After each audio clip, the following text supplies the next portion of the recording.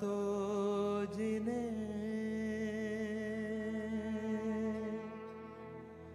ज्ञान की जड़िया दे,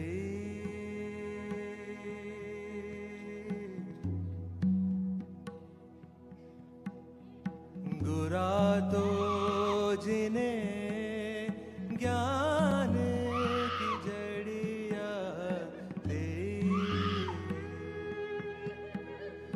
गुरा तो जिन्हें ज्ञान की जड़िया दे,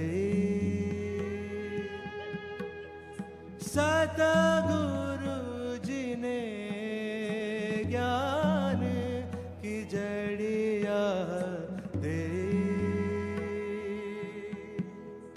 गुरा तो जिन्हें ज्ञान की जड़िया दे,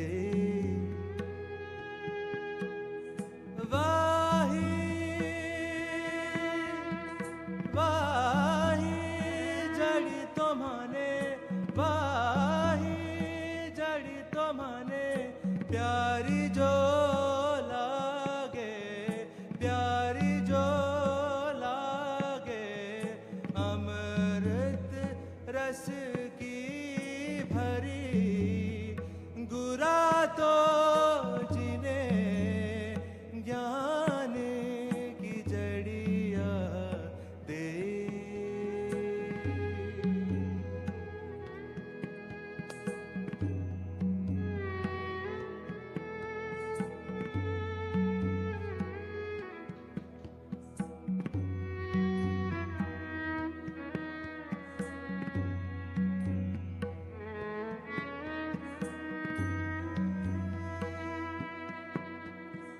काया नगर में घर एक बंगला, बंगला बंगला, काया काया काया नगर में घर एक बंगला, जा बीच गुप्त धरी, गुरा तो जिन्हें ज्ञान की जड़िया दे,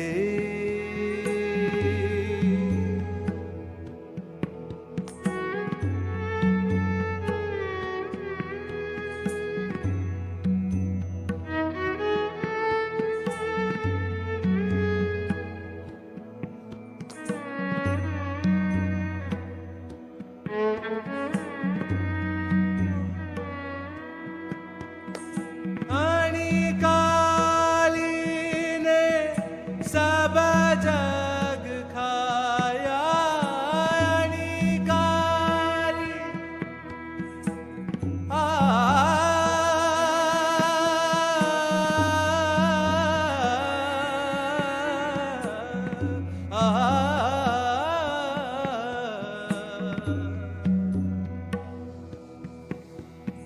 आणि काली ने सब जग खाया, सब जग सतगुर देखा डरी, गुरा तो जिन्हें ज्ञान की जड़िया दे,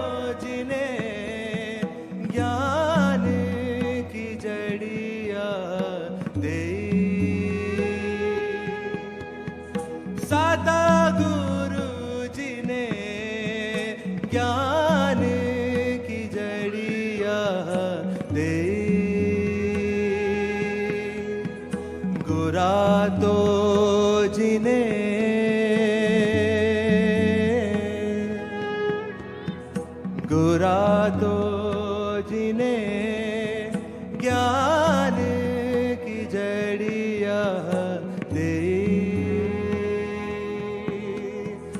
ज्ञान की जड़िया दे।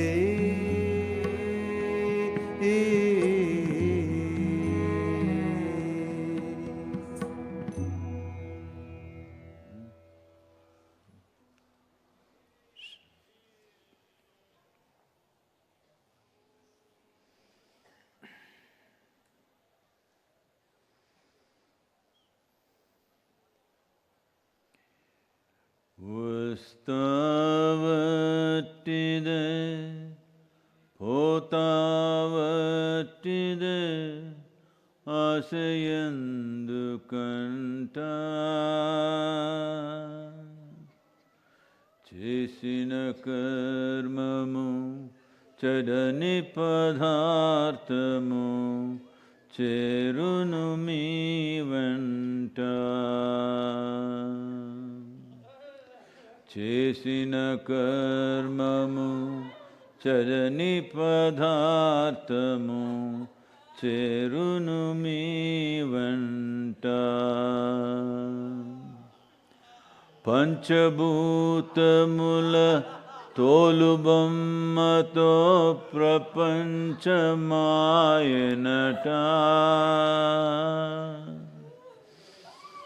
పంచభూతముల తోలుబొమ్మతో ప్రపంచమాయనట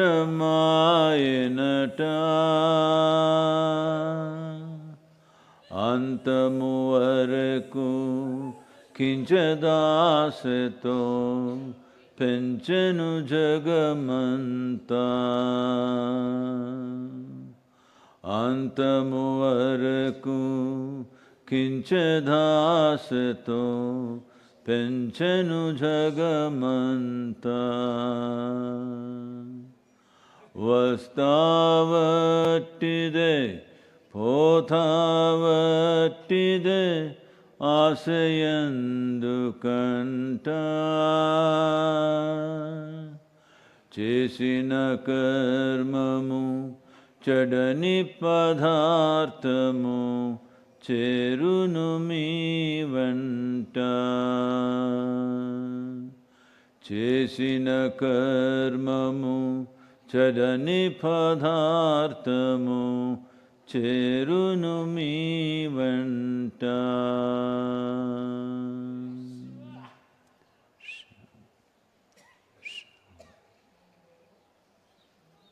Sit with your hands open, eyes closed. Slightly upturned face, eyes closed, hands open.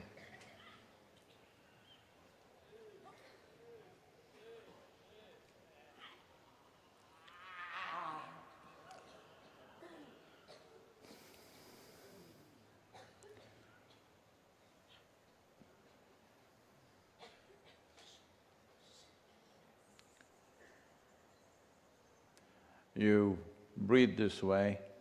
With a slightly opened mouth, you suck the air in like one gulp and then exhale slowly through the nostrils.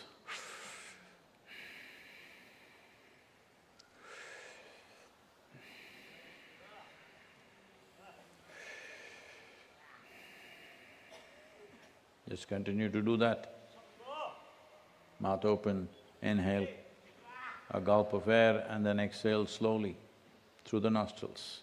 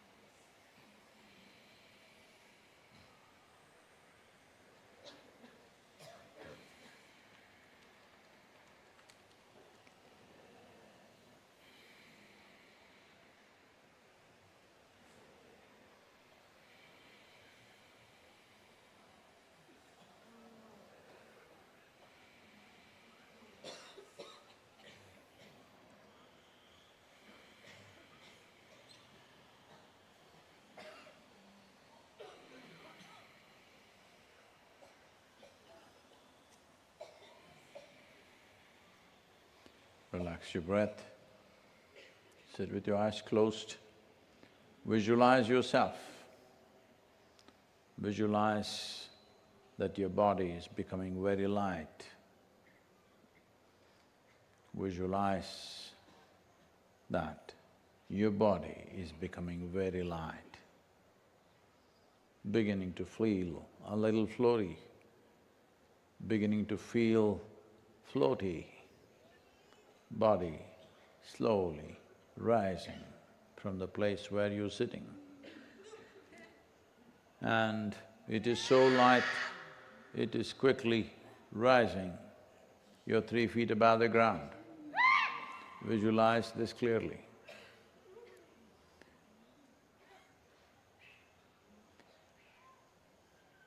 "10 feet above the ground. Just see how it feels.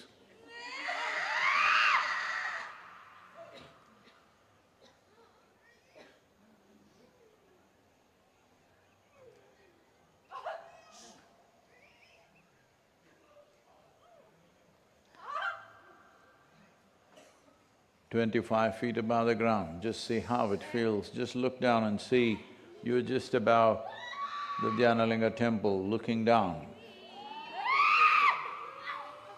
And you're quickly rising, 100 feet, 200 feet, 300 feet.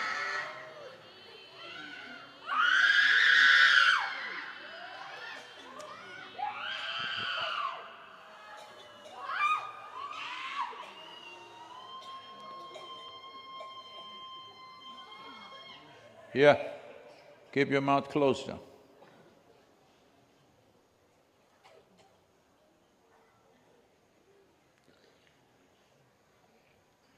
Very high up, 1,000 feet above the ground. You clearly see the mountain, the Vellingiri Hills, the Dhyanalinga temple, Adiyogi. Just traverse this area gently, feel the coolness of the breath. Feel the coolness of the breeze and how it plays in your lungs. And now you slowly descend. You're descending just between the Nandi and the Dhyanalinga. Slowly come down, 100 feet, 50 feet, 25 feet, 10 feet, 5, 3. Now you're sitting there, facing the Dhyanalinga.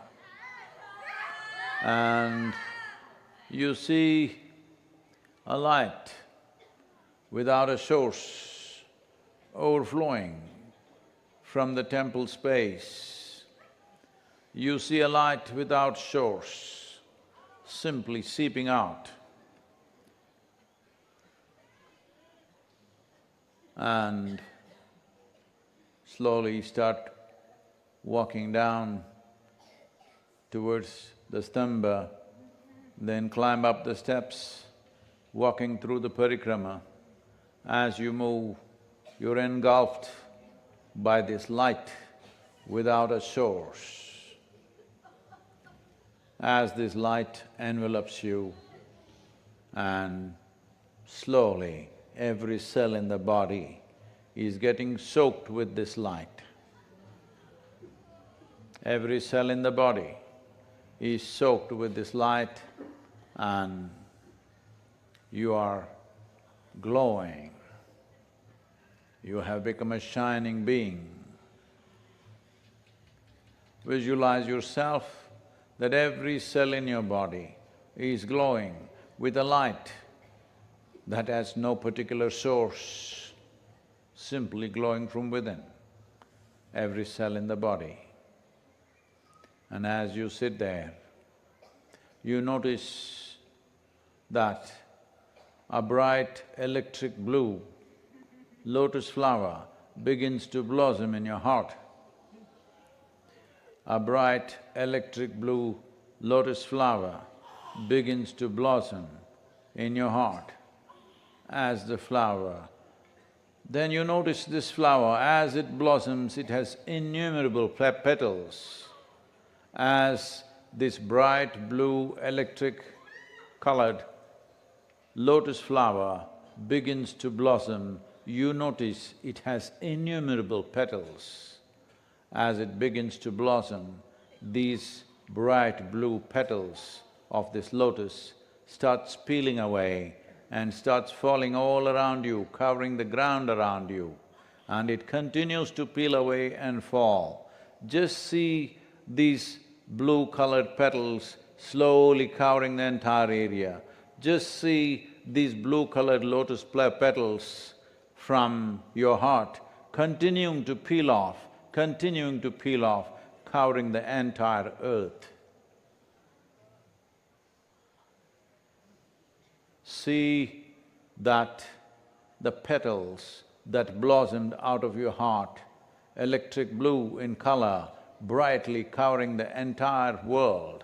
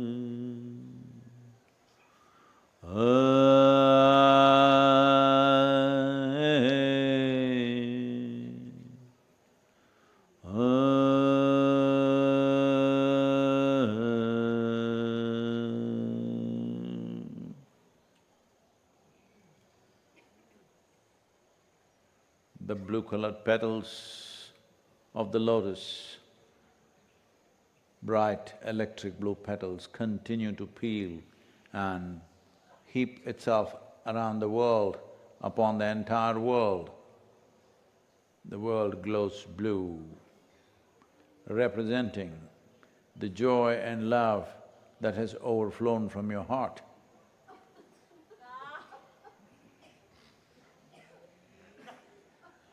Our time here is very brief. Our time here is brief. Our hands are small, but let your heart overflow.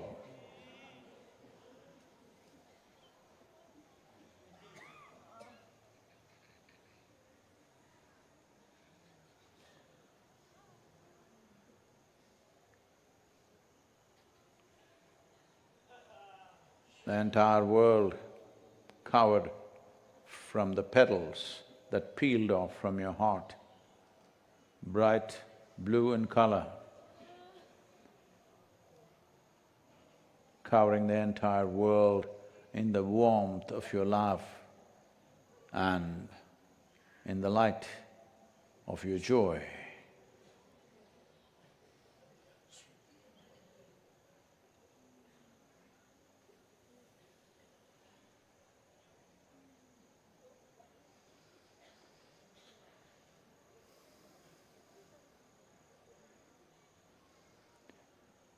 Jaya Jaya Jaya Mahadeva,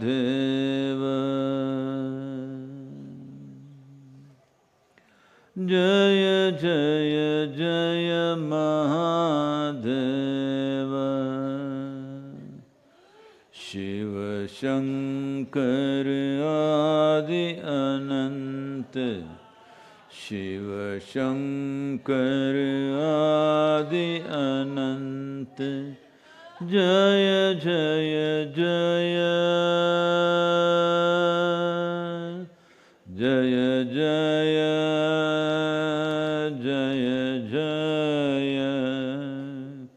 Jaya Jaya Jaya Mahadeva. Jaya Jaya Jaya Mahadeva.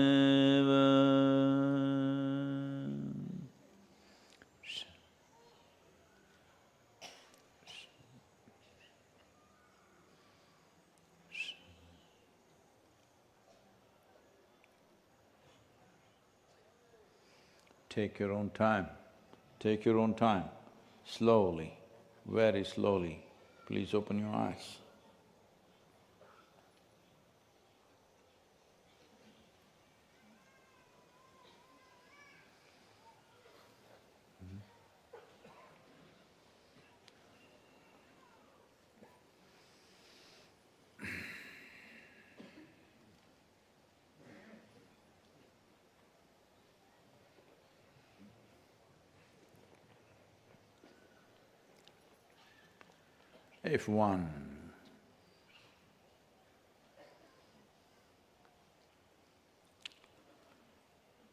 If one can bring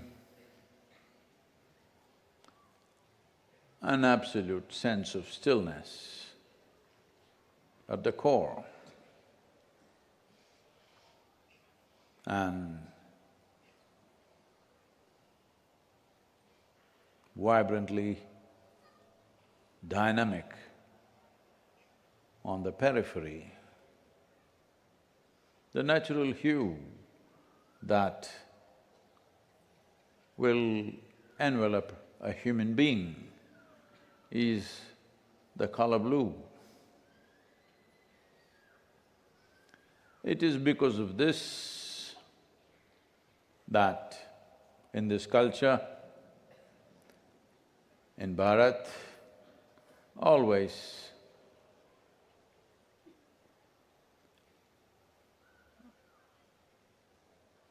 those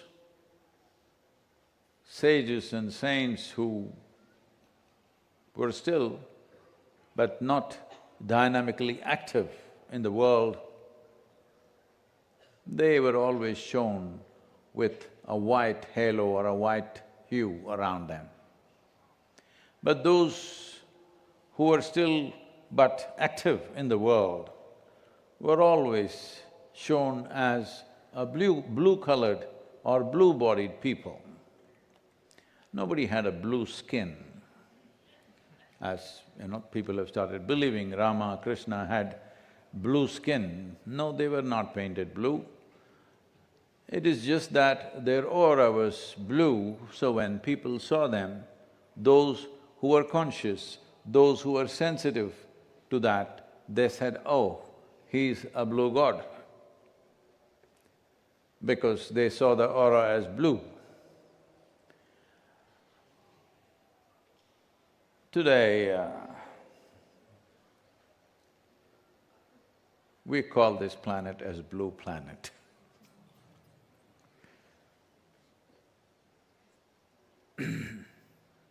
It's very important that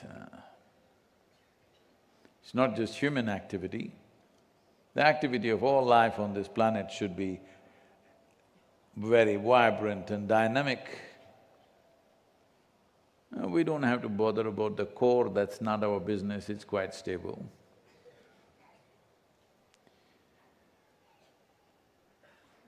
It's important today in the world that human beings bring this into themselves, because to simply sit still somewhere, you need a mountain cave. They've all been taken, believe me. No accommodations, just like Isha Yoga Center. All caves taken, no accommodation anywhere, to simply sit still. So, still in your core but dynamic on the outer periphery is very important, because anything that is of great value, if it does not permeate, If you have something of value, if it does not permeate in the world around you, that's kind of wasted. If you didn't have it, it doesn't matter. But if you have it and it doesn't permeate in the world, then it's kind of wasted because it is so sorely needed. So, to bring stillness to the core, but at the same time, you have not become withdrawn, you are dynamically active. Dynamic activity need not necessarily mean physical activity. It's just that body is not in a withdrawal mode, it is vibrant and on. What activity we do in the world depends on the times and what the world needs in those times. Sometimes it needs activity, sometimes it's better to sit there, you know. So bringing this process, bringing this quality into one's life, that you can sit totally still within yourself, nothing enters that space. What is the world's activity does not touch the still core of who you are, but at the same time, you are capable of being vibrant and dynamic in everything that's physical. Physical body needs to be vibrant and dynamic. If the core starts sloshing around, then you will see you become unhealthy. When I say unhealthy, in a serious way, not just with a medical ailment, in a very serious way, that without any ailment you suffer more than people who have ailments, that's a bad ailment, isn't it? Hello? You tell me, who is suffering more in the world? People who are unhealthy or people who are healthy? People who are healthy are suffering much more than the people who are unhealthy. At least if you had a health issue, you have a good excuse.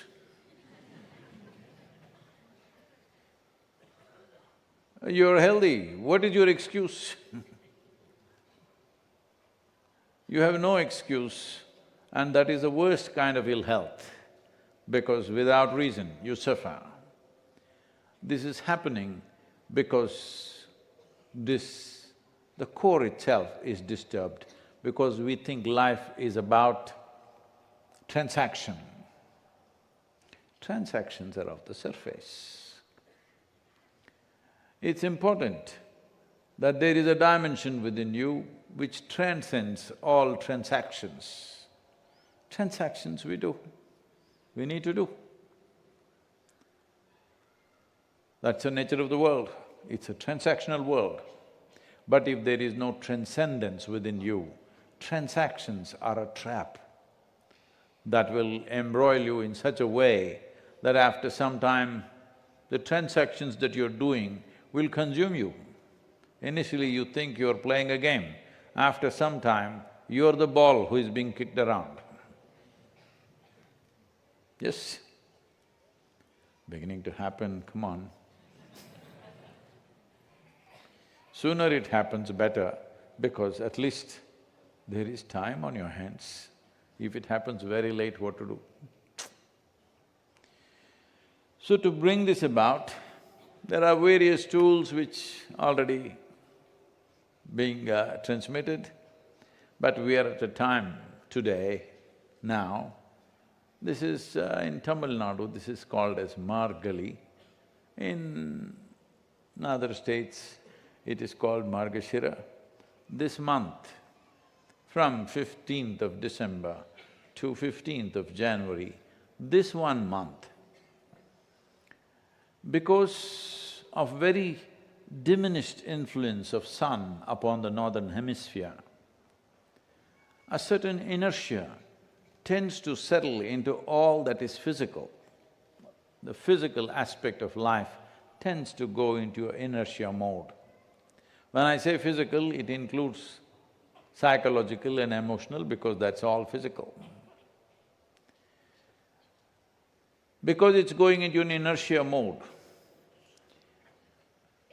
There are various aspects culturally, all this lamp lighting and music, dance, everything is brought forth in this season. Right now Margali music dance is happening only in Chennai. It should happen everywhere. It should happen in every town, every village, every temple. It used to happen, but now it has become archived in Chennai alone. But at least in one place it's happening still. But it's time we bring it to every place because people should experience this. This is not just a performance somewhere.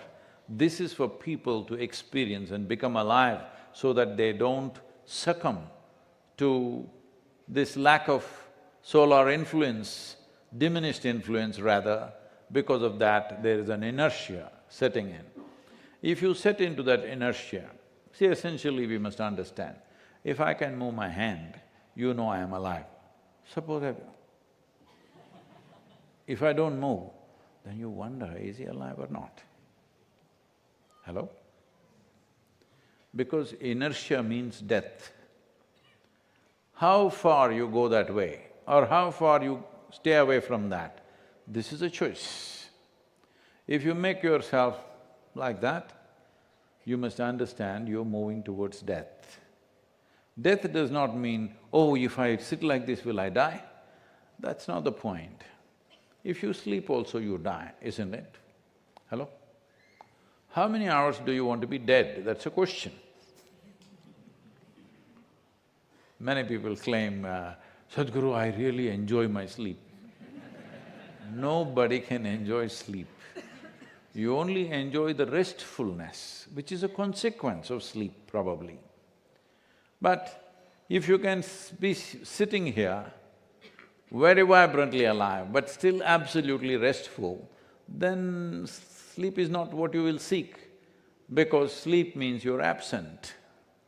You're absent means, if somebody is completely absent, that means they're dead, isn't it? They're absent for a day means they're not here. They're just absent. Dead? Hello? Present means life. Absent means death, isn't it?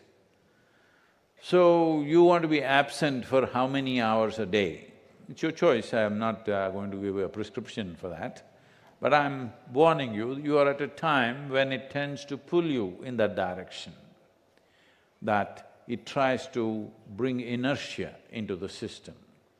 If you yield to this inertia, generally the cycles of life will slow down within you. It's because of this the tradition took so much care so that at this time everything is alive and on. When I say cycles of life will slow down, I know there is a troll army which will go at me, but it's okay. At least that way they will be dynamic. What to do? Somehow, yogaratava, bhogaratava, somehow stay alive. Either positively, negatively, what to do? You can come alive only with poison, all right. If one gives into the inertia that is there in the northern hemisphere at this time, the cycles of life will move in that direction that slowly it will diminish your intelligence, it will diminish various possibilities in your life. It may not be noticeable because it happens in such small percentages. I'm asking you, are you very bright? Asking you.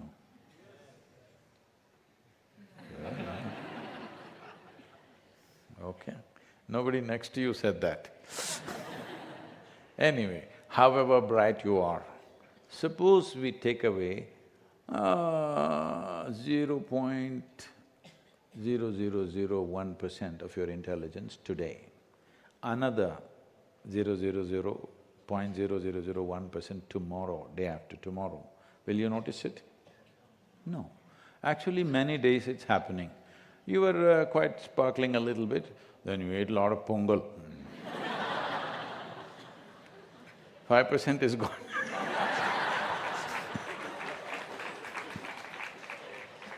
then the degree coffee has to go for it to sparkle a little bit otherwise, all right?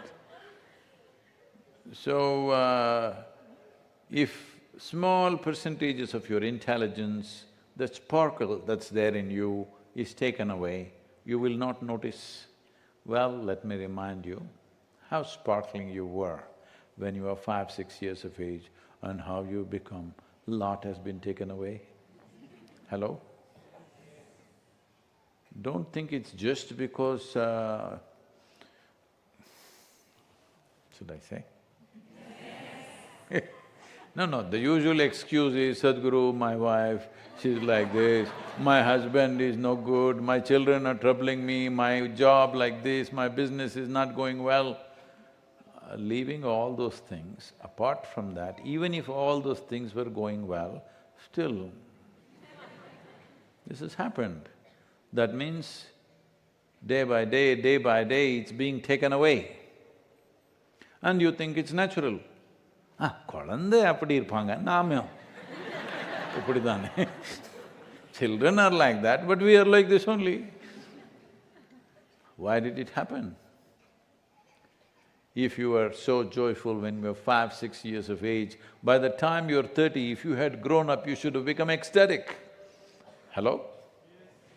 If growth had happened. This is retardation.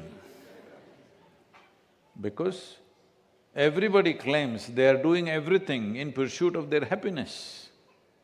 If it is being lost instead of being gained, this is a loss-making company. Hello? Yes, Sadhguru, I'm in a loss-making company, you know, my wife.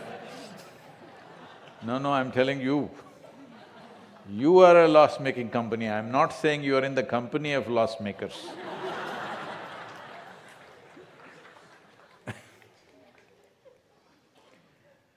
Now the problem is like this, one day it happened. Shankaran Pillai ordered pizza. It's our national diet these days.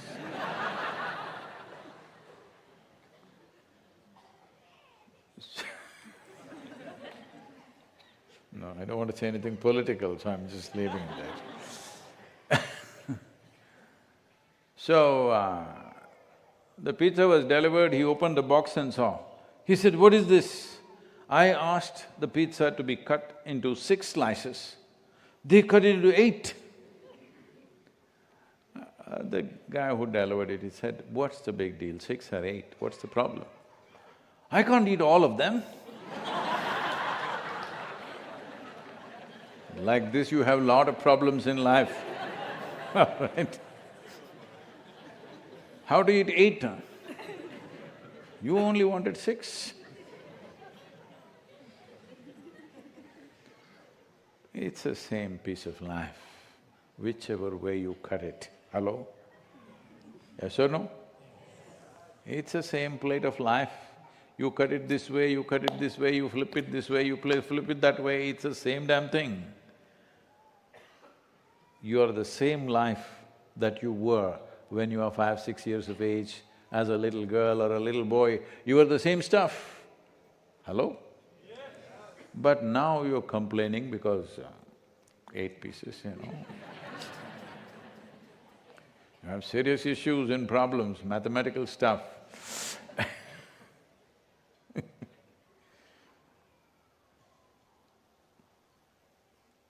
This happened, there is a, this is a family that I know, an American family, their son, not now, some time ago, because now it's not doable, their son married a Russian girl some time ago when it was okay. And so people, her family had traveled to America for the wedding. So there is a wish which is usually made, be happy, be healthy, go forth and multiply. This is a wish generally, traditionally in those cultures. Because marriage means children were normal, because those days most people who were born did not cross 30 years of age, half of them wouldn't. So producing more children was very important. Today almost everybody crosses that, so children are not compulsion now. But at that time it was a must because otherwise we wouldn't be here. It's as simple as that. So then all the Russian relatives who had come, they all became like that. Then they noticed it looks like the girl's parents and everybody is upset about something or confused about something. They inquired what happened. Then they checked with the translator what happened. So when the translation happened from English to Russian, it said, "Be happy, be healthy, go and do math."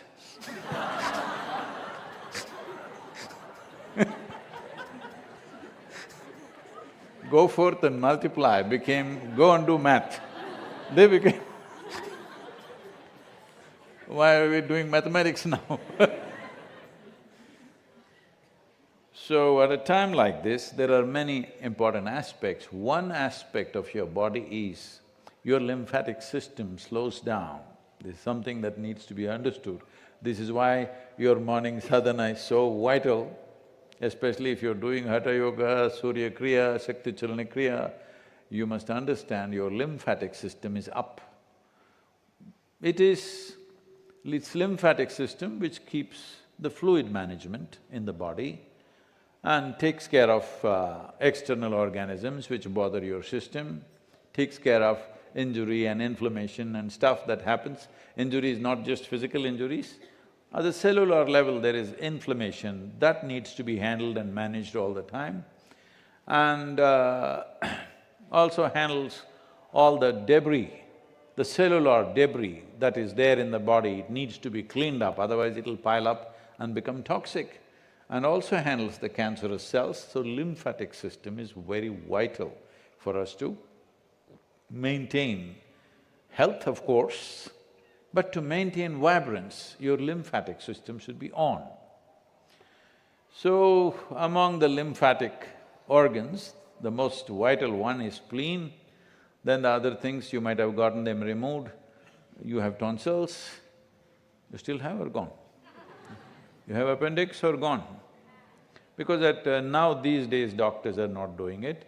Otherwise, when we were growing up, they were saying it's standard, if you're 13, 14 years of age, we just remove your tonsils.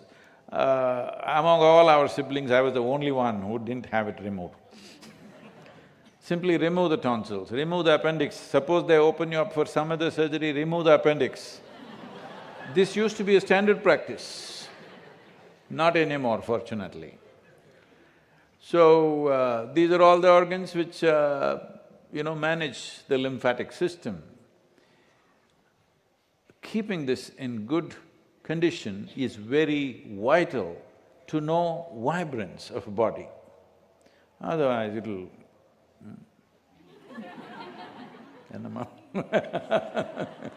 it'll… without you knowing what's happening, it'll go like that, like a sick chicken you'll become. So then if I ask you to meditate, close your eyes. Yes, because keeping the body in a certain level of vibrance and purification system working well is very vital if a human being wants to sit with eyes closed and alert. Because for a meditator, the biggest enemy is sleep.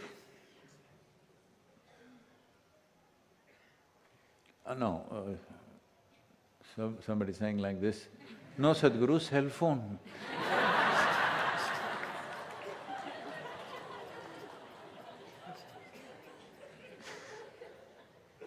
I want to meditate, but that's a different problem. But within the system, the biggest enemy for one who wants to meditate for long periods of time is sleep.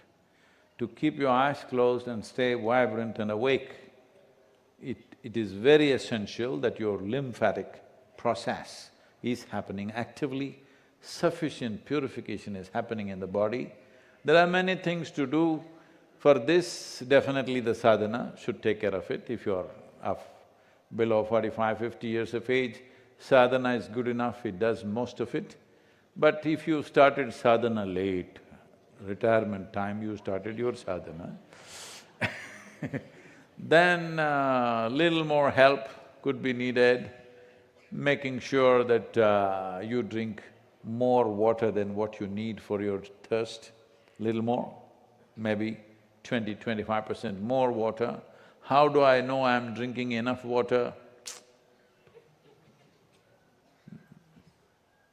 You know, if you're not taking any medication or anything, if you're drinking enough water, your urination will look like water, no other coloring, unless you're taking some medicine.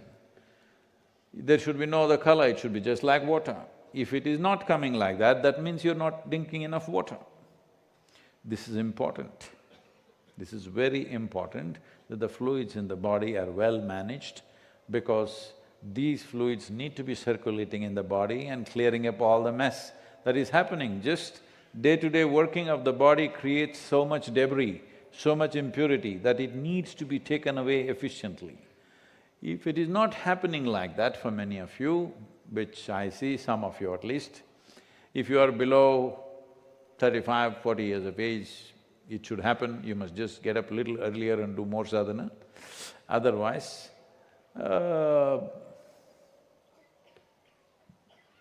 there is something called as Triphala.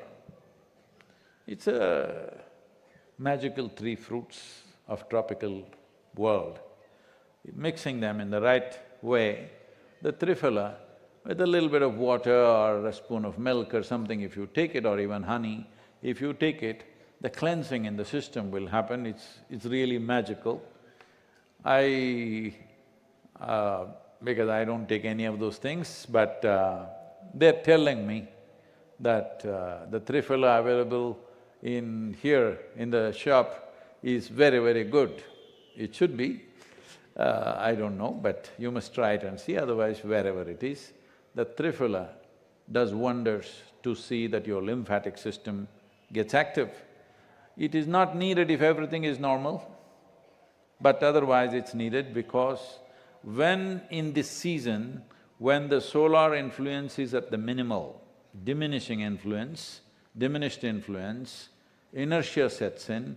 When inertia sets in, one of the consequences is your colon will not be clean. Keeping the colon clean is very, very important for one who wants to be alert, one who wants to be lights on, hello? Otherwise you'll… So there are various things to do. The simplest thing is this, that you keep the lymphatic system up. Then keeping the colon will happen, clean will happen, and this Triphala and water also takes care of these things. There are various other minor herbs and things which can do miracles to oneself, but if you can't find all this, in southern India, we found one magic. This is called as castor oil. Just a little bit, half a spoon of castor oil every day in the night, warm it, put it in water or milk and drink it up. You will see your colon remains clean and your lymphatic system gets active, because the inertia levels in the body will go down. It doesn't do what Triphala does, but it keeps the colon clean. Colon not being clean and your ability or inability to be vibrant are very related, very, very related. So, because still there is another 20 days of this phase, till Shankaranti, it is on. Right up till Mahashivratri, you can consider it as the same phase. It's much better after 15th of January, but it is there in the air that what happens to the planet happens to you. You're all from here only? Hello? Okay, because a lot of people behave like they're aliens, that's why That girl who's screaming, is she?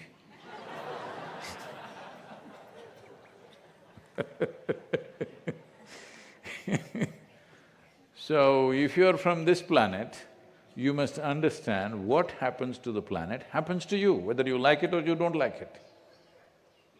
because you're just a little outcrop of this planet.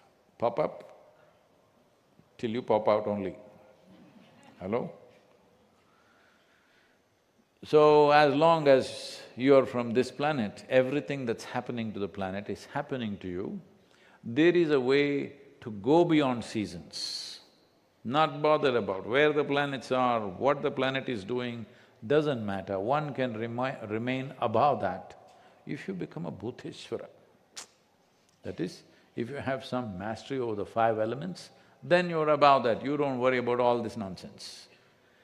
But if you're still a crawly creature who is affected by what's happening around, you need to take care of these things.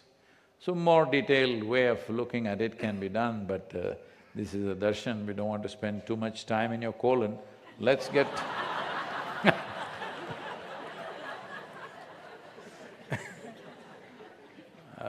I heard there are lots of questions, so let's look at that.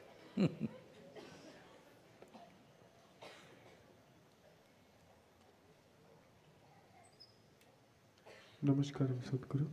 Sadhguru, my name is Naman.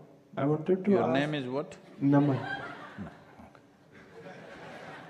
I wanted to ask question about Padmasana, the lotus posture. We are usually asked not to do lotus posture if I am living in family situations.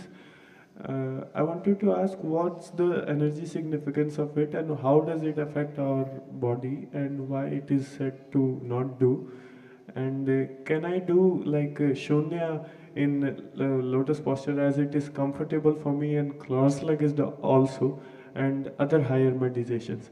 I have second question also, sir. No, we'll have one.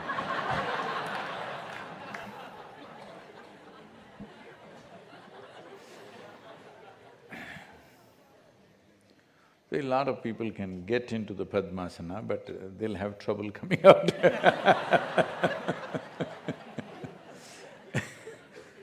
So, well, I don't want to go into what is this Padmasana, what are the benefits, all this has been spoken plenty.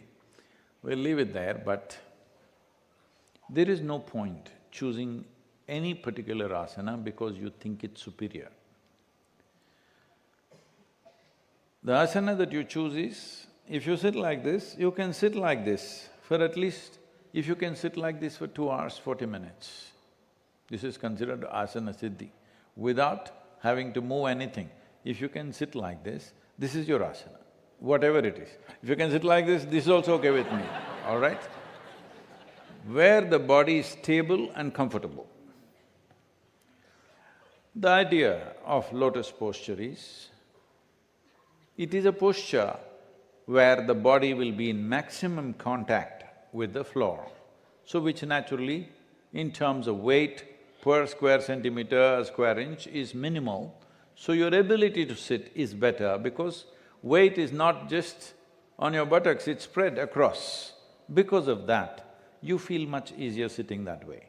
But your ankles may break if you're not used to it, and it may become extremely painful. Unless you're practicing for a long time, lotus posture is not a comfortable posture for most people. Many people may be able to get into it with difficulty, but staying there comfortably is not something that you see often, especially today because most of us, knowingly, unknowingly, at least being here, maybe you're sitting on the floor, but otherwise in the world outside, 90% of the time you're sitting on a furniture, some kind of furniture. Because of that, your ability to sit in that posture, how your pelvic muscles, your ankles, your knees are capable of bending, because the knee has to bend little sideways, unless it's well practiced for a long time, suddenly you lock yourself up and, you could cause minor injuries. And above all, there is no point sitting in a very superior posture which tortures you. You sit in a posture which is most comfortable for you, preferably cross-legged, because that's the way it works, the body. So, why I should not practice? You married? No, okay. Because if you're in lotus posture, if your wife calls you, you can't get out of it. You will need outside help.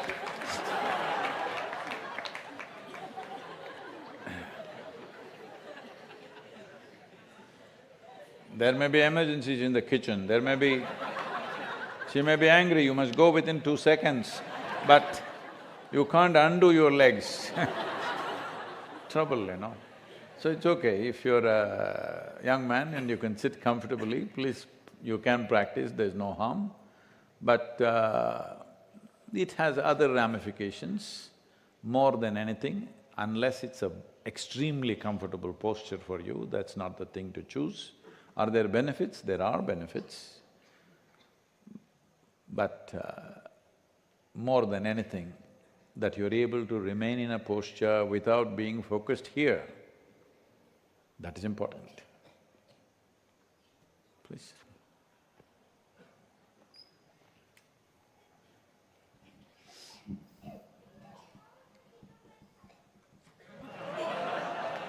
Namaskaram, sir. I think my lip system is corrupt. Difficult to stand up. What, you're sitting in Padmasana? My name is Lindelwa. I just finished the yantra ceremony today, and I have a question. Do the Devi rituals or the yantra spaces help people in getting out of negative energies and occult work that has been done to them? Thank you, sir.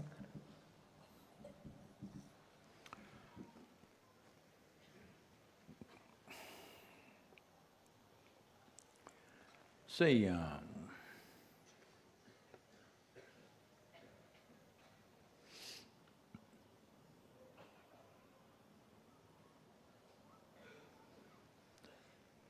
you have heard of people dying of electrocution.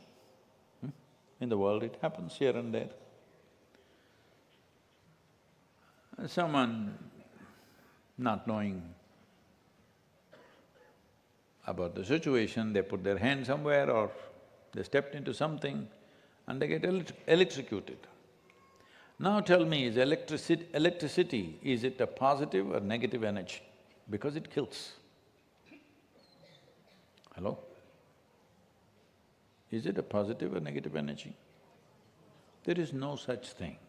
Energy is just energy. You can use it whichever way you want. With the same thing you can make life, with the same thing you can take life, isn't it? With everything, every aspect. Are these hands positive or negative? They can do something wonderful, they can slap you in the face, I won't. No, I don't, I'm just saying, hands can do those things.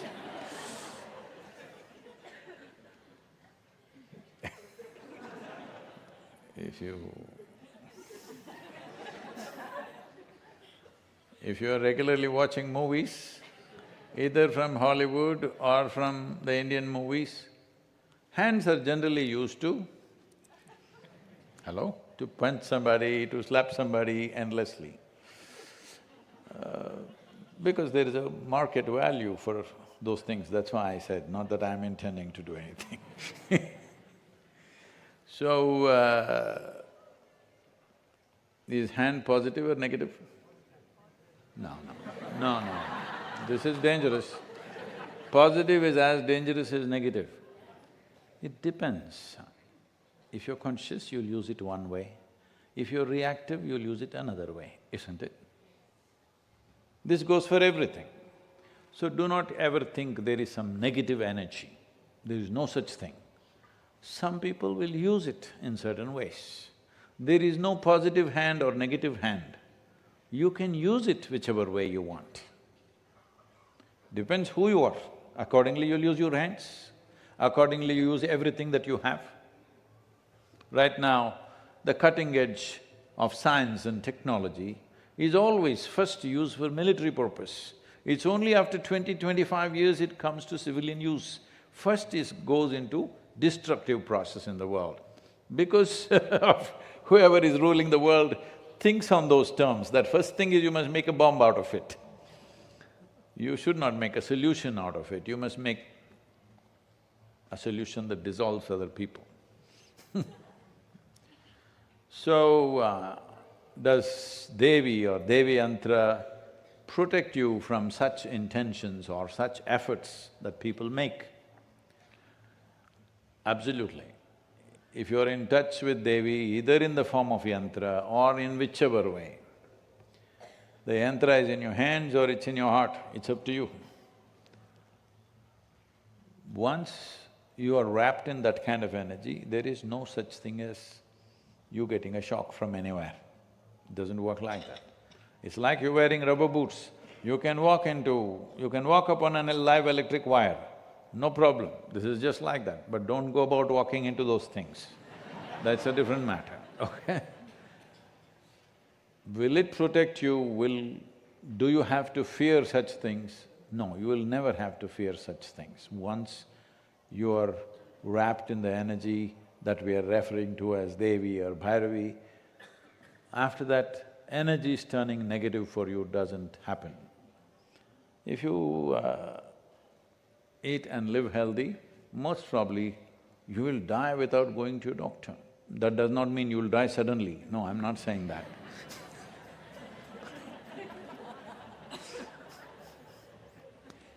So, no hospital, Sadhguru, straight morgue.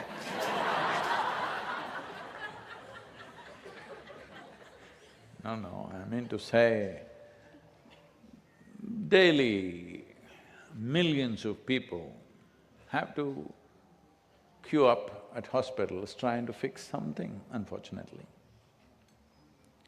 And well, the hospitals are getting swankier and swankier, but still it's no joy to go there and somebody opening up this, somebody opening up that and looking at you like this way, that way. It is no joy for anybody, it doesn't matter how luxurious the hospital is.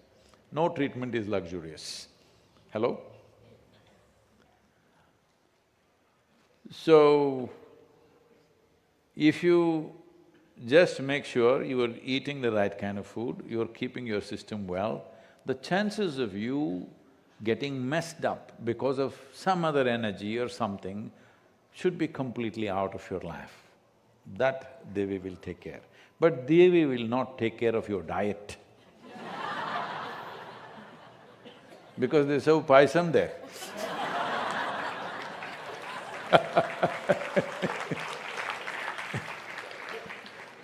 There are different ways to handle these things.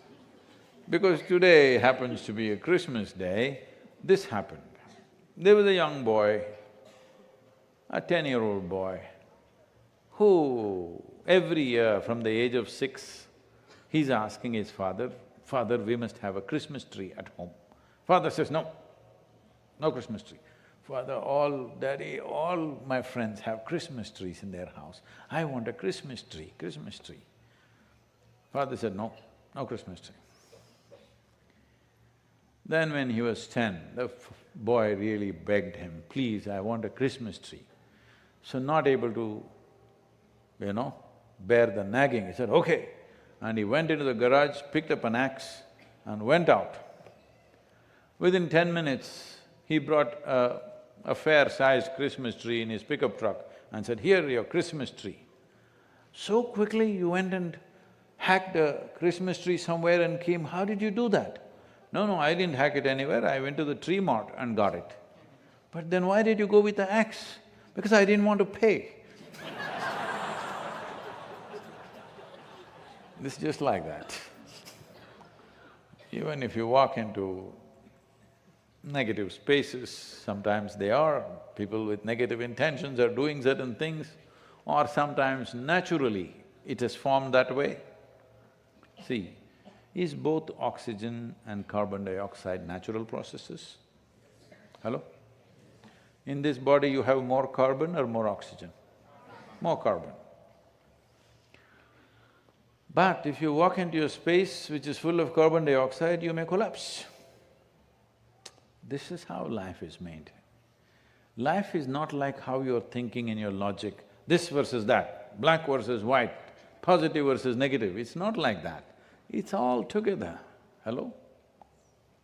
What is the elixir of life and what you consider as poison is all together, isn't it? So, anything and everything, what you think is man, what you think is woman, what you think is this, what you think is that, everything is mixed up, isn't it?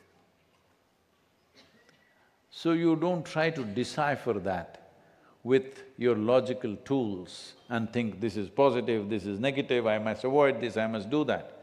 No,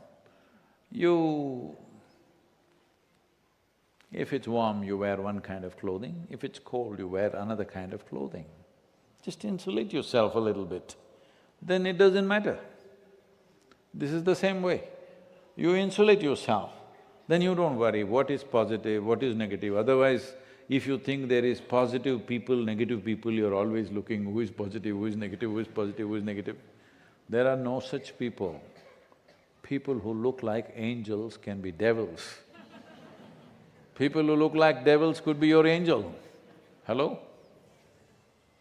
So, don't go about deciphering what is positive, negative all the time. See, Bhairavi, all right, not like that. But she looks like that, she's an angel.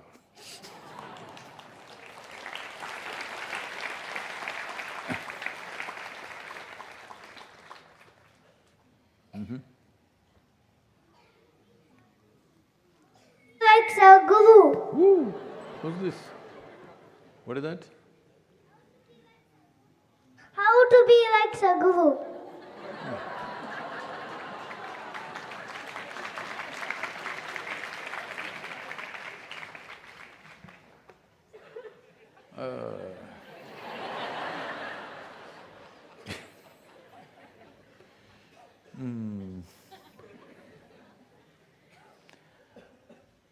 The important thing is, okay, this is not for the little boy because this answer will be beyond him, but for all of you.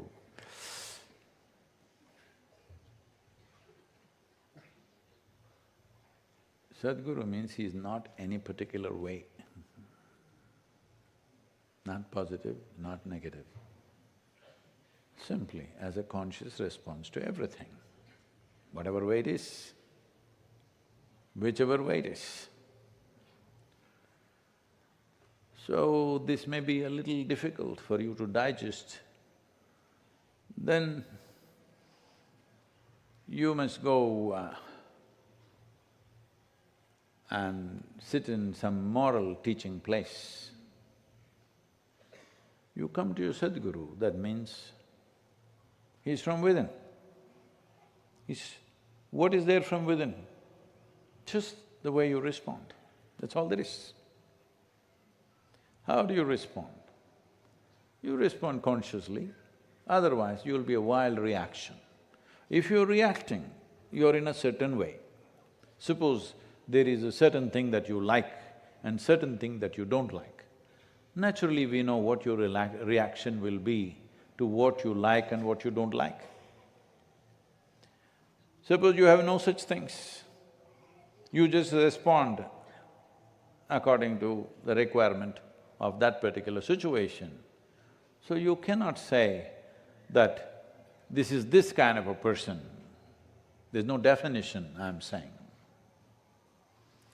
Like some time ago, some journalist or somebody with whom I had a conversation, Sadhguru, so many ways people are defining you. Somebody says you're a yogi, somebody says you're a mystic, somebody says you're a motorcyclist, somebody says you're this, that. How do you define yourself? Well, I said, I'm not yet dead. They didn't understand. I said, only the dead can be defined. The living is a possibility. How do you define a possibility? It could be anything.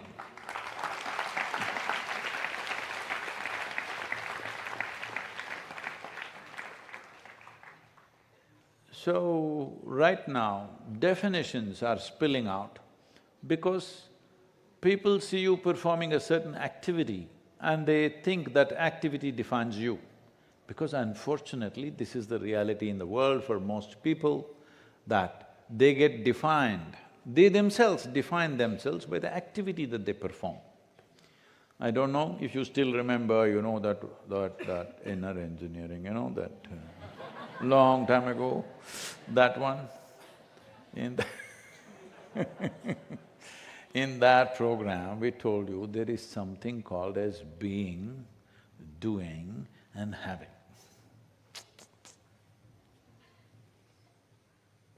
Your being, doing is according to the needs of what's around. Because of that, having happens, whatever you have happens because of the type of actions we perform. But people are defining themselves by what they have. If you say, this is a rich man, this is a poor man, this is a king, this is pauper, what does it mean? You're defining them by what they have, isn't it? So now everybody is thinking, by doing this, I can have that. Because I want to have that, I will do this. Because I do this, I get defined by the activity that I perform. You should never define yourself by the activity that you perform, then you will get stuck in that activity. A living being should not be defined. Once they are dead, looking at the sum total of their activity, maybe we can define, this was this kind. When they're alive, if you define, that means they're already dead. Most people are. I'm saying they're dead to possibilities.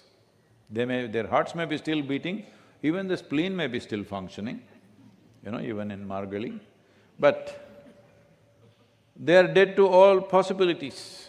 They already define themselves, I am this kind. No matter what happens, they can't change the definition. Because they can't change the definition, they can't change the direction of their life. You know, because it's Christmas time. A few years ago, when I was in United States, a big argument raging in the country there. When Jesus comes back next time, where will he come? There is a segment of people in America who believe that he will come in Missouri. Of course, the rest of the Christian population in the world believes that he will come on Mount Olive in Jerusalem. But there is a large segment of people who believe he will come in Missouri. There was a person was standing for election, you know, presidential election, so this came to debate. I couldn't believe it. On the radio shows and televisions, people debating strongly, where will Jesus come next time? I thought, this can't even happen in India, you know. If you go on a TV debate in India and ask, where will Krishna come back next time? People will chase you out of the place. But this was going on. Then it came to me, somebody asked me, Sadhguru, where do you think Jesus will come? Then I said, see, last time he came in Jerusalem, 2000 years ago, when they didn't even have a cell phone or Wi-Fi in that place, even then, phenomenal man, whatever he is, whether you agree, disagree with him, but some kind of a phenomena of the times. When he says, come follow me, only 12 people follow him, and one of them freaks anyway. This is 2000 years ago. Come follow me, only 12 people. Today, if he comes to America and say, come follow me, there won't be a single guy behind. Because they have student loan, they have car loan, they have a house loan, there's second house loan, lake house loan, mountain house loan. 40 years, 45 years, they got mortgage. You may think Jesus has come, but bank.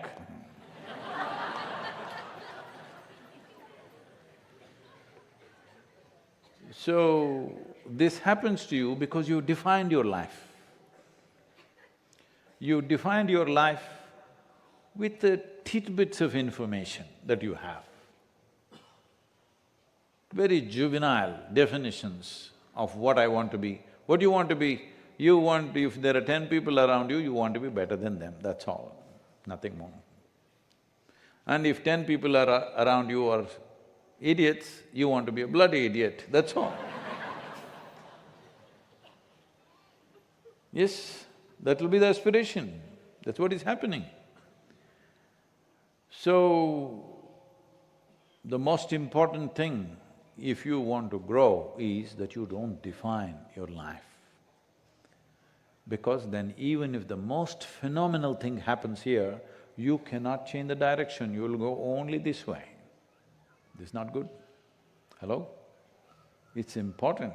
We plan a few things, we want to go in a certain direction, but if something really phenomenal happens here, we must be able to change the direction, isn't it? But if you define yourself, you will be crippled within yourself. Definition is cripple. Definition is a boundary, isn't it? Definition is an imprisonment of its own. So whether you've been imprisoned by… if you're imprisoned by the state, at least they give you free food, they open the doors and close the doors for you. If you imprison yourself, nobody opens doors for you and nobody feeds you either. At least the state has that much courtesy. When they imprison you, they feed you and they open doors and close doors for you. So do not define yourself because definition is a prison. When the boy grows up, you tell him.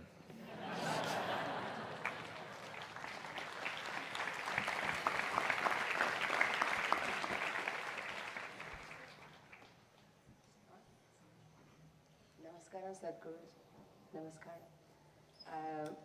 I have a question. Oh, you made the question or somebody sent it to you? No, it's my question. Oh, not on the WhatsApp? No, no. Okay. My name is Rajeshri Parekh. My birthday is coming in 29 December.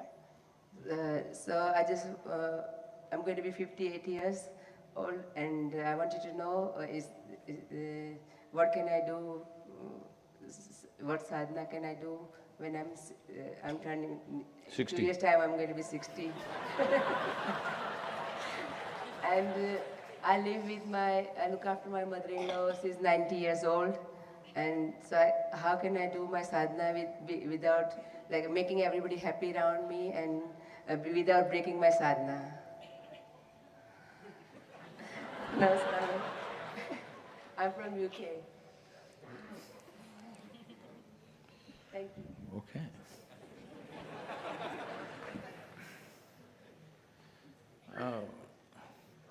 I don't mean any disrespect, but generally, not many people have found any technology to make an Indian mother-in-law happy.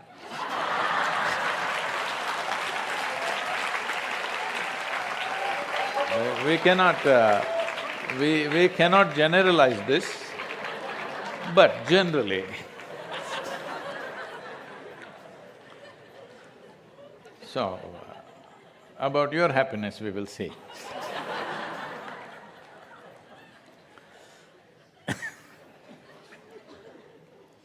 If you have also climbed into that mantle of being a mother-in-law, then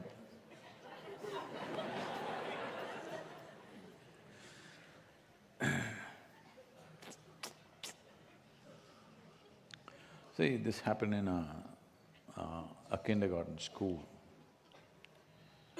where they're Christian schools, so today, So, the teacher asked, where does God live? A 8-year-old girl without the 5. An 8-year-old girl stood up and said, God lives in the bathroom. The teacher said, what? God lives in the bathroom? How are you saying this? I don't know, teacher, every day in the morning, my father goes and bangs on the bathroom and says, God, you're still there.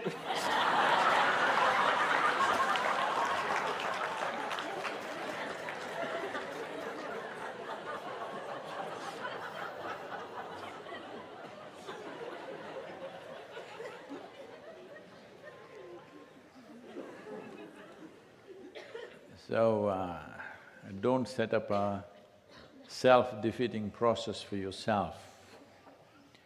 First thing, I'm 58 years old and in 2 years already projection, I will be 60. There is no such guarantee for anybody. Fortunately, you did not say, my mother-in-law will be 92 and in another 5 years she'll be 97, I will be 65, whatever. Don't go like this. Because your sadhana is for today, not for so many years. Don't ever do sadhana for so many years, it's boring. Just today only. Hello? Today your heart should beat, today your spleen should work, today everything should happen, today you must be joyful. Hello? Look at the benediction of life. You just have to handle just today. You don't have to handle 365 days, 58 years. Not even today, you just have to handle this moment, that's all. All right? This is all you have to handle. Your sadhana is for today. So, whatever you're capable of, you escaped from UK because it's too cold right now. But I must tell you, because some people are wrapping themselves, I'm saying, in III, in Isha Institute of Inner Sciences, yesterday's temperature was minus 39 degrees Celsius. It's the first time in 15 years we're hitting that kind of temperature. In Tennessee, we've never heard of that kind of temperature, but minus 39 degrees right now. Your eyeballs will freeze. You don't keep moving it, you get stuck right there. See how I plan my schedule, huh?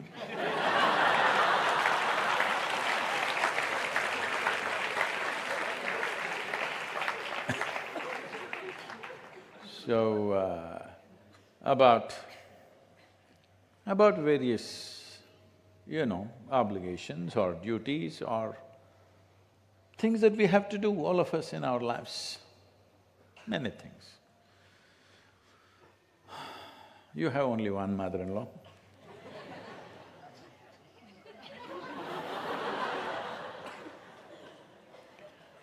Lot of them think they're behaving like my mother-in-laws, whole lot of them, millions of them.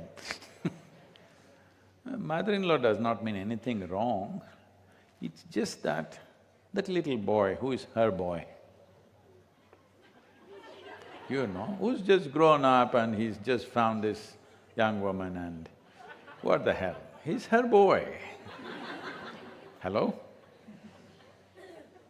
What? She changed his diapers, she put on his pants and she did everything with this little boy. That little boy is suddenly acting a bit funny, so she's not able to come to terms with it, So it's just that life's seasons have changed. You're walking around in winter like it's summer, out of place. That's all mother-in-law's problem, she's not evil, little out of place. Season has changed, she doesn't understand the weather has changed. She's still going on with the same clothing. So that's all her problem is, so do your best, whatever. 90-year-old can't trouble you too much, hello? Just physical care is all she needs, hello? Please do your best, whether she is mother-in-law, mother, or she's just another woman, what does it matter? Hello? Whoever she is. Because when life ripens you with age, you're once again like a little baby. Maybe you'll have to change their diapers once again. Hello? Possible. So it's once again like a little child. It doesn't matter. See, children are also not all sweet. One thing, if you don't do the way they like it, yes or no? Because they're yours. You bear with all that. You just have to see that she is also yours, that's all.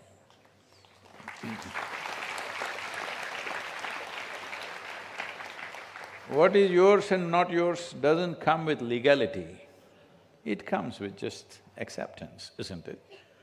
If you accept, they all become yours.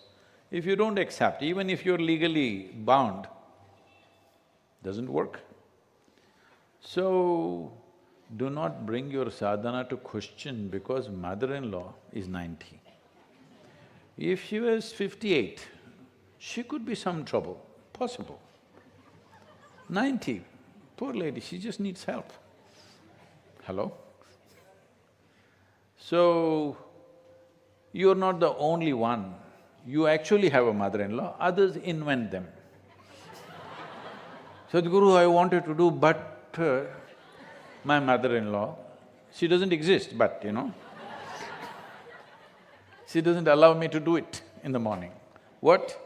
She comes through the phone, she comes through the message, she comes through so many things. I'm not talking about a mother-in-law who's the mother of somebody that you're married to, I'm talking about metaphorically, mother-in-law means a block. That's how people understand. There may not be, many wonderful ones are there, but generally mother-in-law means… That's because they understand that she stands like a wall. No, she's not a wall. She's just little boy, you know, she's still handling her little boy. It's just not understood, things have changed a bit. So, people are always inventing various kinds of obstacles to what they want to do. Don't do that in your life.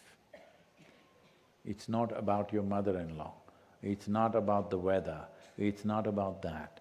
It is your commitment to where you want to go. If this is clear, rest will happen. How do I do it? How do I do it? This happened. After Margali is over, people will start climbing Velangiri mountains. Unfortunately, at one time we were taking women up because that trust is run by somebody and now they don't want women to go up for whatever reason. So, we got into a little bit of a mess because of women, because we took them up initially. So now we are not forcing it through because they are our neighbors, you know. But a whole lot of devotees will be going up. All the people, our people who are doing Shivanga sadhana, they're all going up the mountain. It's a hard climb. If you want to do it in one day, going up and coming down, you will sing, I mean to say, your knees will sing. If it doesn't sing while going up, for coming down, definitely it will sing. So, young people are going up and everything. An old person over… how old shall we make him? He was over 80, but I can make him 90 if you want. Because recently I had the privilege of golfing with somebody who's 93 and he was playing very well. So this is over 80-year-old yogi, slowly going up the mountain. So all these people who got this, you know, the beedi shops and this one, that one, biscuit, beedi, cigarette, this, that, small shops, petty shops they have, they sit there to make their living. They sit at the entrance of a sacred place, but they themselves never go up. They only sit here and make little money and go home. So they look at this old yogi and say, "Hey, old man, you think you can go up this mountain, huh? Even we have not gone up. You think you can go? You know how high it is? With your old legs, you think you're going to go up this mountain? Give it up. You are not going to reach there, you will die on the way." The yogi said, see, my heart is already there. The rest has to follow. What can I do? It will go.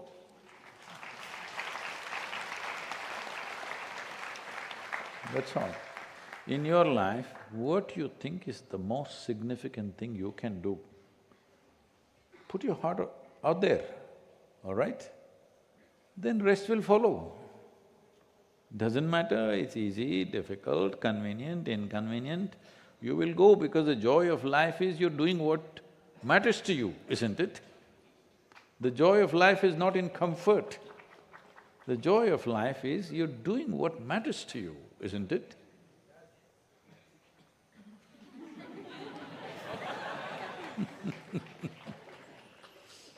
Please.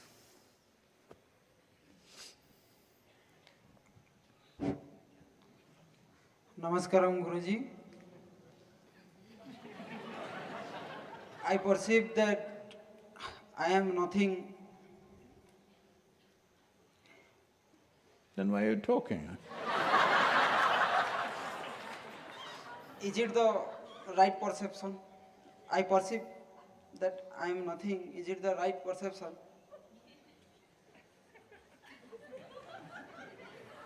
Please sit down.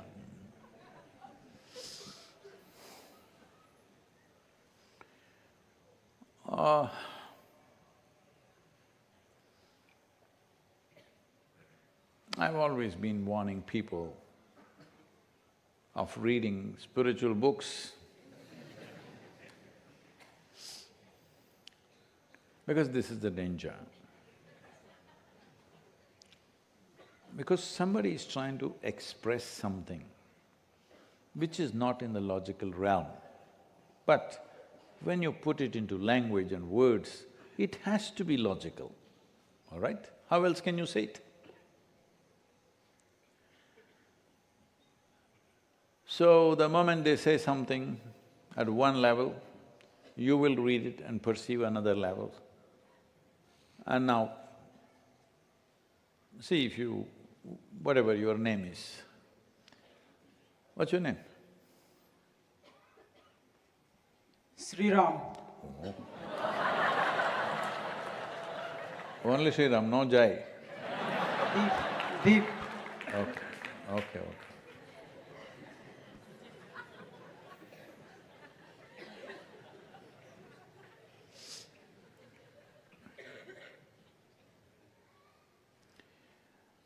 So, now, because somebody has told you your identities are a problem, you must not be identified, you must be like nothing. Now you call yourself nothing. All that happens is, no, he's sincere about what he's saying. All that happens is, change of name, instead of Sri Ram, nothing. Nothing changes.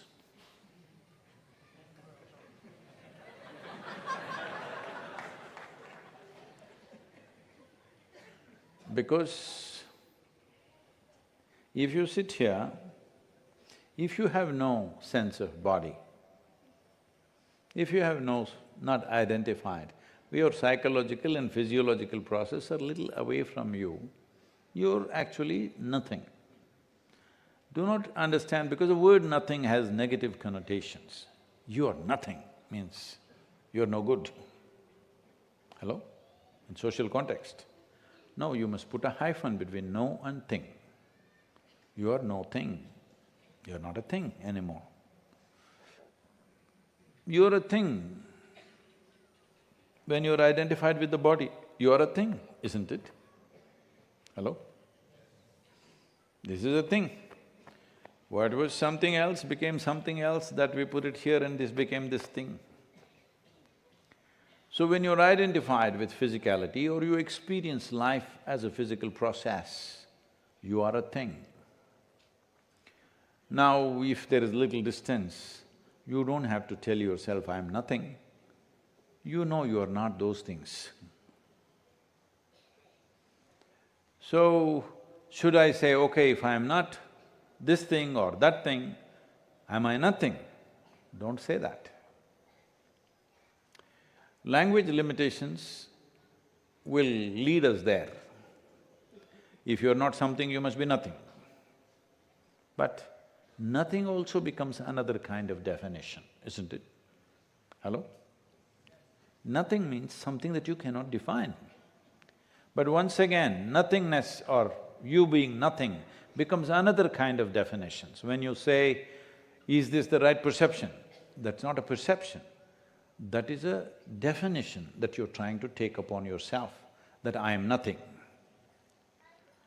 And don't ever go and tell anybody I am nothing, tell them I am Sri Ram.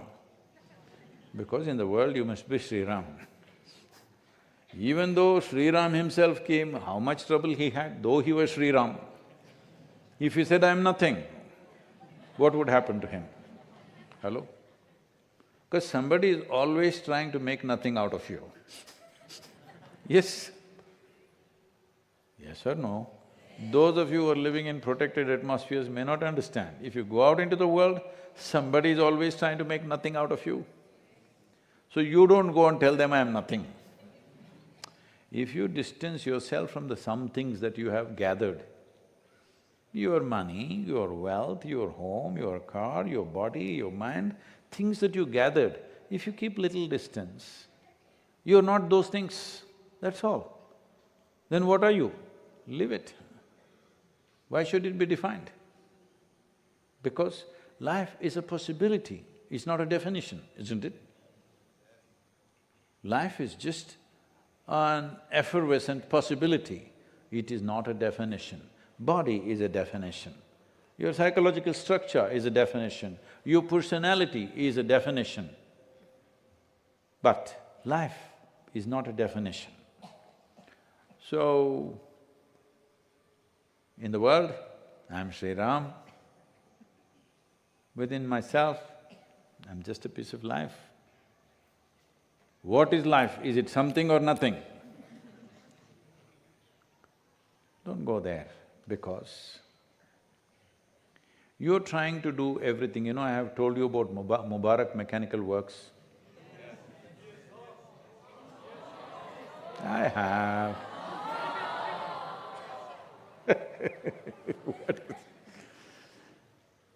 I'll go on fast forward, okay?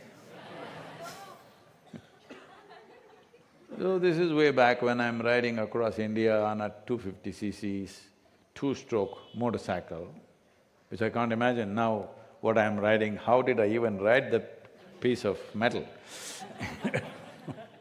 But for those days, that was the fastest thing on the road, and there were not much roads.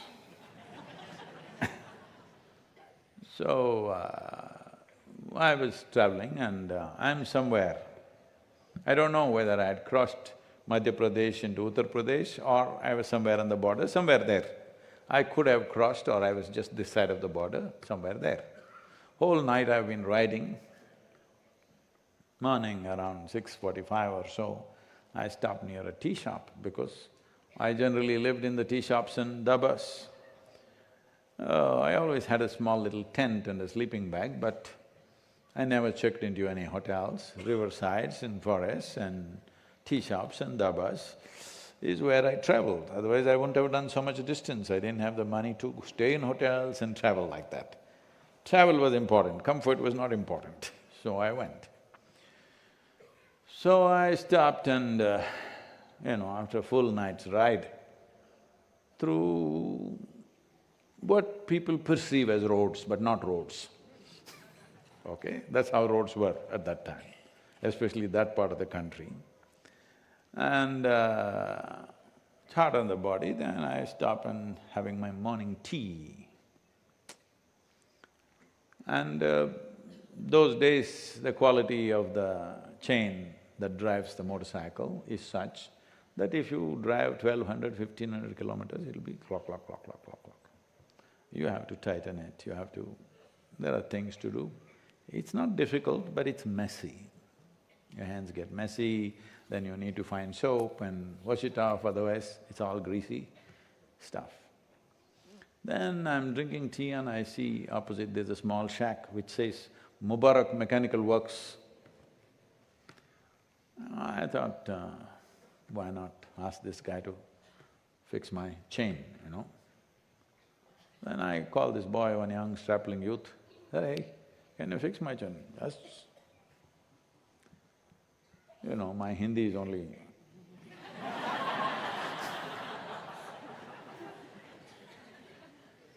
South Indian pride won't let me learn Hindi.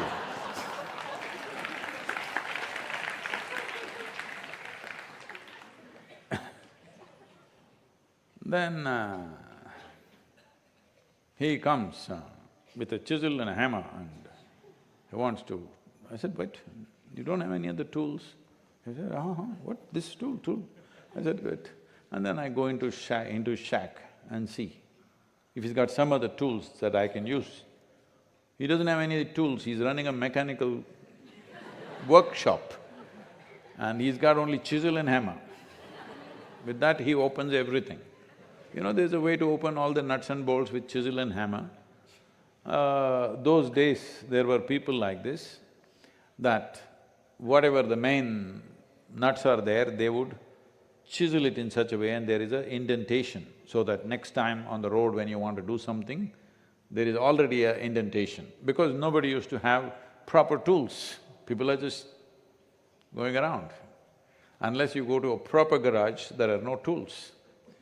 So I said, oh, with this chisel and hammer you're going to do my motorcycle? I said, no. He said, no, I can do it. He's very eager for morning business. I said, no, you don't touch my motorcycle, because if that guy touches it, after that, nobody else can touch it.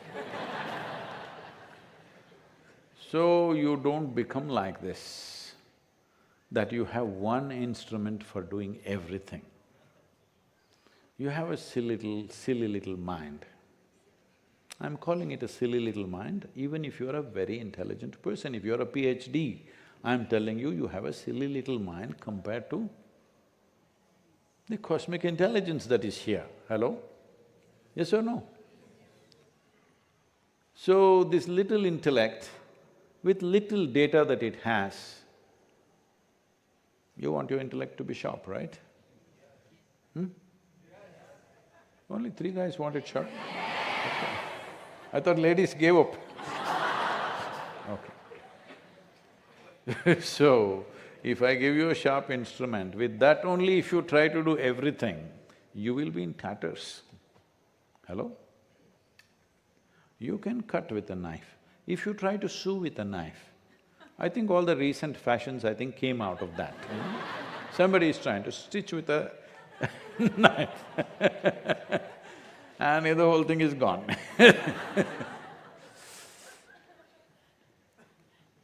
So, don't try to handle everything with one instrument. Doesn't work like that. So with your intellect, you think you can do everything. No. There are some things your intellect can do wonderfully well, but the rest of it cannot be done that way. You need other tools. But you've been only to the regular schools which were created just to make you into a clerk or a manager at the most. In that school, they taught you how to use only one instrument. They never taught you how to use other faculties within you.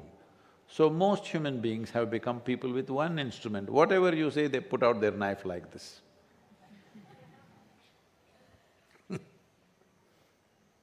I think we should go, it's time. Yes, it is, it's 8 o'clock. Just one more question, we'll stop because dinner, you know. Namaskaram, Sadhguru. I'm here. I'm Swati, I'm from Sadhana Pada. My heartfelt gratitude to you, Sadhguru, for offering like Sadhana Pada for us. Thank you so much. And my question is, I heard 2 sayings, Sadhguru, Swadharmo Paramo Dharmaha and Dharmo Rakshati Rakshitaha. What is Swadharma? What is the difference between Swadharma and Dharma? And one more thing, sorry. One more scripture you're going to quote? No, not like that. Swadharma means, is it, it varies person to person or from role to role? Like, what is my Swadharma as a mother as a being or like as a disciple of Sadhguru, how can I know my Swadharma? Thank you, Sadhguru.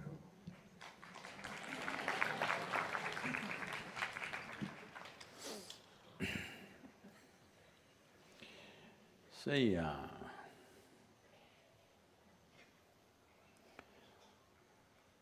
Shankaran Pillai and his friend were trekking in the Arizona desert, harsh climate. And in some places, there are vipers, so deadly snakes. So they were sitting and having a little meal. A snake came and bit his friend in his backside. Because he was sitting. He was walking, it would have bit his leg, but he was sitting, so they got him here. Then the friend started screaming in pain because this is something that affects your nervous system, so excruciating pain spreads. Then Shankaran Pillai said, "Let me get a doctor," and he pulled out his cell phone and there was no reception, so he ran to a high place which was almost 2 kilometers away. And then he got a doctor, emergency, and he said like this kind of snake has bit my friend, what should I do? So the doctor said, immediately cut up, like a cross mark where the injury is, and suck out all the blood and spit it out, suck out all the blood and spit it out. Then Shankaran Pillai came back. The friend asked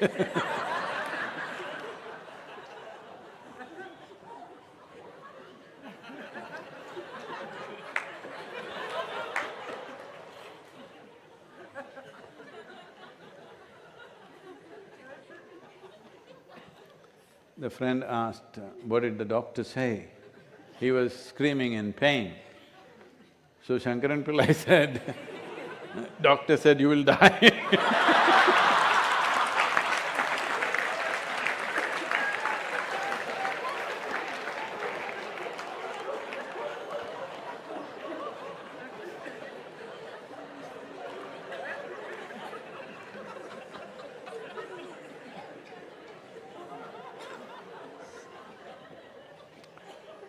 So,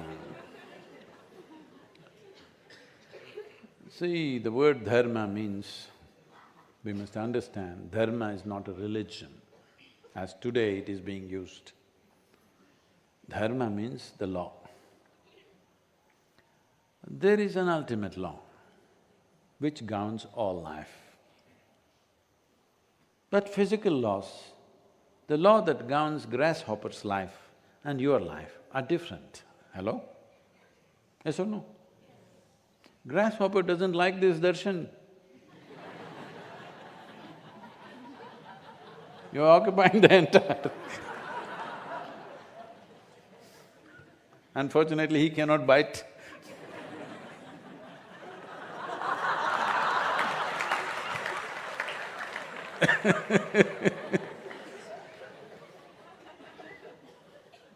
So his dharma is different, your dharma is different. So my dharma and your dharma, is it always clashing with each other? This is why there is an ultimate dharma, the law that governs all life, animate and inanimate. So first thing is to establish yourself. I know you're quoting Krishna in a very, in a cut and paste, WhatsApp way. First thing he said is, yogastaha kuru karmani, establish yourself in yoga and then all the other dharmas. For a raja there is one dharma, for a soldier there is one dharma, for the warrior there is another dharma, husband one dharma, wife one dharma, parents dharma, children's dharma. These are all different interests. Hello? What is good for the husband may not be good for the wife. What is good for the parents may not be good for the children. What is good for the children may not be good for the parents. So these are life situations where at every transaction we could get into a clash. Possible. So now we are driving. We are supposed to drive on the left side of the street in India at least. But some people here who wanting to go to America, they're practicing on the right side.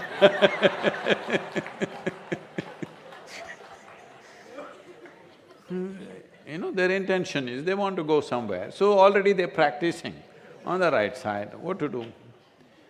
Now, if all of us break the law, everybody will be in a mess, isn't it? One person breaks the law and he thinks he's a hero. No entry, boom, I went off. Nobody caught me, wow, feel like a hero. But if everybody is doing that, we know where to pick you up. Kayantasthanam.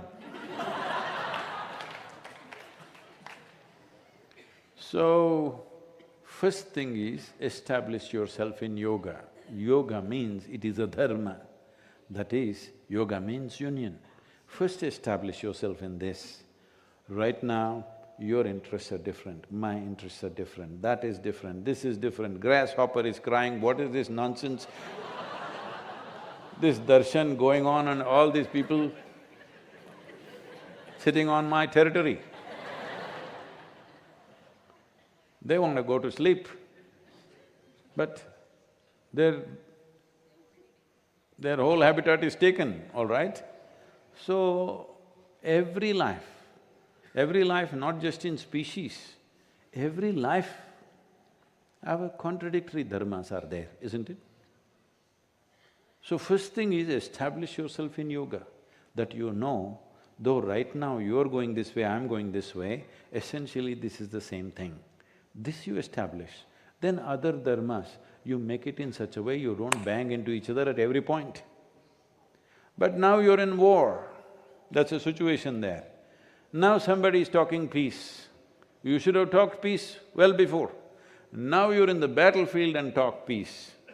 He's saying your dharma is as a warrior to fight.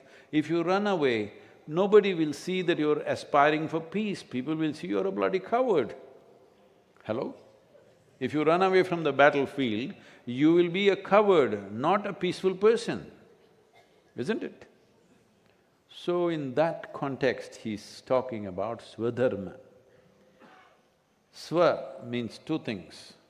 Myself, me is one swa. Myself is another swa.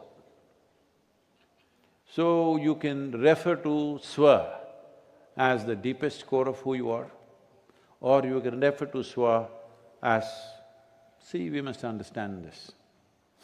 If I can suck out all the oxygen from this atmosphere right now for myself, you will go.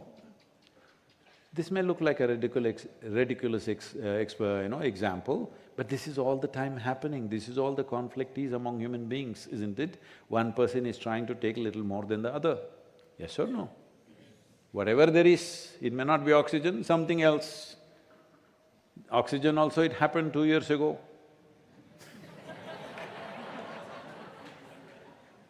Happened, isn't it? So, swadharma means this, there are two levels of swa. First thing is yogastaha kuru karmani. First establish yourself in yoga before you enter into action in the world. When it comes to action, for each one of us there is a different dharma. You crafting your dharma in such a way that you can pass through this crowd with least amount of resistance is your dharma. Whichever way there will be some resistance, some friction. But if you create maximum friction, you won't go anywhere, nobody will go anywhere, isn't it? Hello? This is a profound wisdom in this culture. Even recently, one of the political leaders in the country, when they were asked about this conflict that's happening in the world, He just said one sentence, this is the wisdom of the sages. This is not an era of war.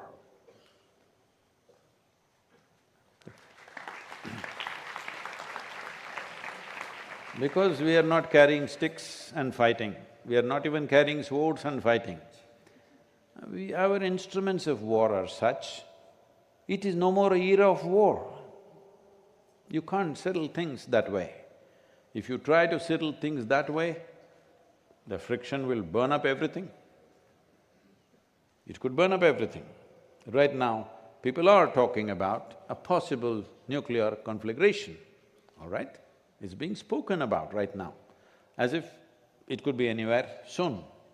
And possible, a couple of mistakes somebody does means it could go in that direction. So, first thing is this, that you establish yourself in yoga. Establish yourself in yoga means, Sadhguru, which asana should I be sitting in, Padmasana or…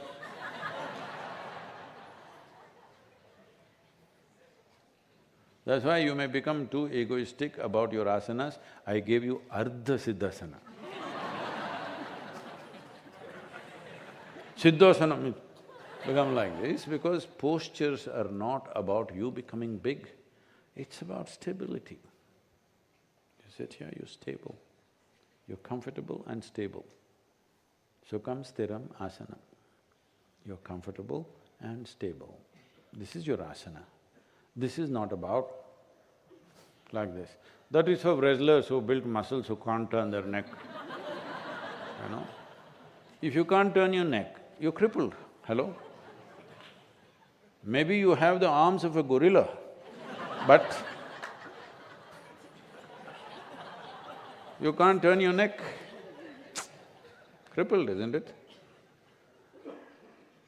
So, don't go into all that. Is it true?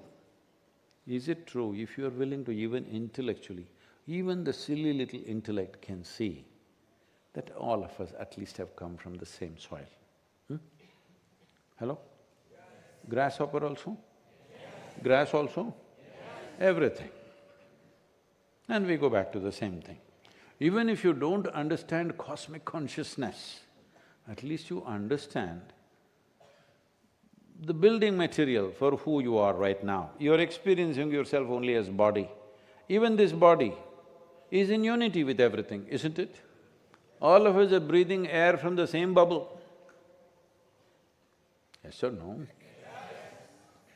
So at least that much if you know, then whichever direction you want to go, you will have to make one kind of dharma for that. But make that… you will… once you're conscious, this is all one, you will make that kind of dharma which will go through with least amount of resistance. Otherwise, you'll go head-on with everything. We'll leave it there, it's because there's one dharma which is common, hello? Whatever other things we may do or not do, Bhikshahal dharma must happen even if you're not coming for morning Guru Puja or sadhana hall, nothing. Bhiksha hall, common dharma, isn't it? We need to go.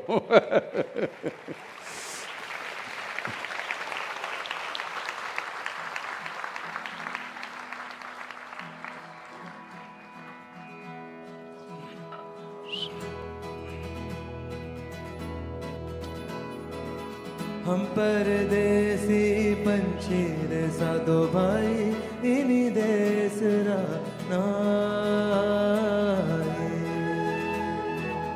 हम परदेसी पंछी रे साधो भाई इन्हीं देश रा नाई। इन्हीं देश रा लोग अचेता, इन्हीं देश रा लोग अचेता, पल पल पल पर जाए, ओ पल पल पल पर लाई रे साधो भाई इन्हीं देश रा नाई। हम परदेसी देसरा नाए इनी देसरा लोग अचेता इनी देसरा लोग अचेता पल पल पल पर लाई पल पल पल पर लाई रे साधो भाई इनी देसरा नाए हम परदेसी पंछी रे साधो भाई इनी देसरा नाए